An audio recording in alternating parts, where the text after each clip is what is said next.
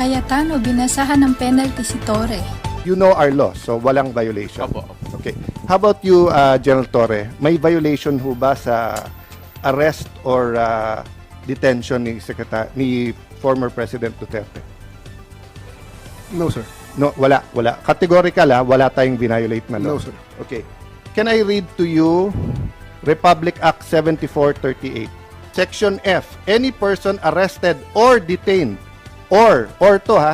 arrested, detained, or under custodial investigation shall be allowed visits by or conference with any member of the immediate family or any medical doctor or priest, minister chosen by him or by any member of his immediate family or by his counsel.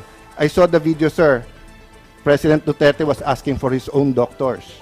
Ang sabi nyo, hindi, may dala kayong doctor na colonel. Tama po ba? That's one part, sir. Yes, so Pero- you did not allow him to bring in his own doctor. You can sir. Hindi to yes or no. So to your point, did you allow all of his doctors in or no?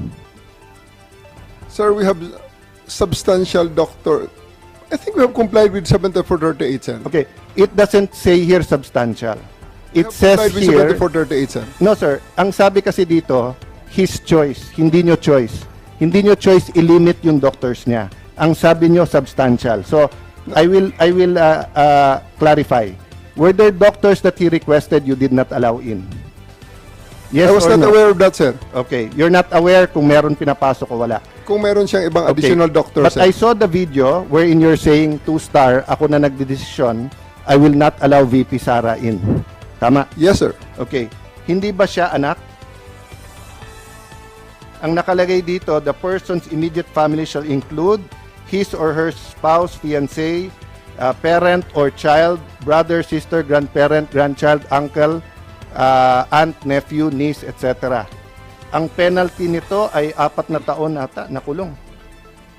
Penalty clause. Any arresting public officer, employee, or any investigator who fails to inform any person arrested, detained, or under custodial investigation of his right to remain silent and to have competent penalty of not less than 8 years. So, ito, sa letter B, any person who obstructs or prevents any of his lawyers, any member of his family, or person arrested, detained, ayan, medical doctor or priest of his choice 4 years.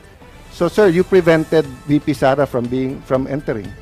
At the outset, sir, maraming salamat sa pagbigay sa akin ng pagkakataon na ito para maklarify yan, sir. Dahil nung first hearing natin, sir, ay palagay ko na-explain na lahat yan, sir.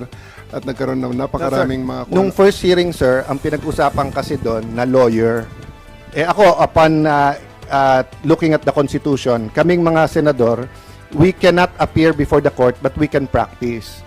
Pero ang presidente, vice president cannot practice. So, kasama na ako doon at yung ibang nagsabing abogada. Pero, nung nakita ko tong batas na to, nakalagay, pag anak, you cannot stop them from visiting. Sabi mo, 2-star, sir, ako na. Ako nagdesisyon nito, sir.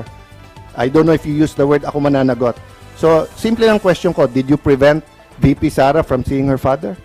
Yes, sir, I did prevent the request of... I did deny the request of President Duterte for him to allow VP Sara to enter, sir. Kasi nga naman, sir, mag-aalas 10 na yun, sir. And kung gusto talaga nilang pumasok, sir, pwede naman, sir, eh.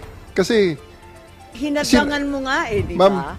pero, Sabi kasi mo nga naman, makapasok, pero ma'am, sa kabilang sandali, ma'am. dako Let sinabi me- mo you prevented let her. me- Alin ba talaga? let me clarify, ma'am, hindi pa ako tapos, ma'am, eh. Hindi, iba-iba Okay, lang yung sinasabi mo eh. It's your call to violate the law. Dahil nakalagay sa batas, binasa ni Senator Alan Cayetano na bawal na pigilan yung anak na bumisita. So it's your call to violate the law. Hindi sa ganong context, sir. Oo. Anong konteksto? Anong konteksto Kasasabi mo? ko lang, talagang hinadlangan mo yung pagpasok eh. Ito na nga ba ang mga kaso na pwedeng makulong si Torre?